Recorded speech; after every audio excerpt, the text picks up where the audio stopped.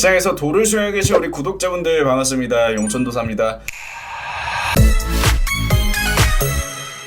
현재 이 AI, 인공지능이 고도화되는 과정에서 대한민국의 중심축을 이루고 있는 이 중후장대 산업의 디지털 전환, 이 디지털 트랜스포메이션이 본격적으로 일어나고 있습니다. 근데 이 디지털 트랜스포메이션이 일어나는 과정에서 당연히 수혜를 볼 수 있는 종목들이 있는데 스마트 팩토리를 제외하고도 모든 영역에서 대장자리는 포스코 DX가 가져갈 수밖에 없다는 점, 이번 영상을 통해 정확하게 정리를 해드릴 테니까 포스코 DX 여전히 보유 중이신 분들은 참고하시면 되겠습니다. 바로 보겠습니다. 우선 보시는 것처럼 포스코 DX는 다들 아시다시피 최근에 코스피 지수가 조정을 받는 과정에서 사실상 환율 문제로 인해서 환차익 물량이 늘어나고 외국인이 코스피 대형주들을 매도하는 과정에서 지수는 굉장히 약세 흐름을 보이고 있는데, 포스코 DX만큼은 강력한 하방 경직, 사실상 추세를 훼손하지 않은 채 다시 한번 상승 추세를 그려갈 수 있는 형태로 움직임이 나오고 있죠. 그리고 실제로 외국인이 매도를 했다고 하더라도 보유 비중 자체는 크게 줄어들지 않았고 기관은 여전히 순매수를 유지하고 있는 점까지 확인할 수가 있습니다. 그럼 포스코 DX 왜 아직 외국인이 다 안 팔았고 8만원까지 신고가에 갔음에도 불구하고 기관은 여전히 매수를 하고 있는지 알려드릴게요. 자, 우선 보시는 것처럼 중후장대 같은 경우에는 올해 신년사를 통해서 가장 많이 언급을 한 게 바로 이 AI입니다. 이 AI를 단순히 자동화 생산에만 적용을 하는 게 아니라 업무 전반적으로 적용을 해서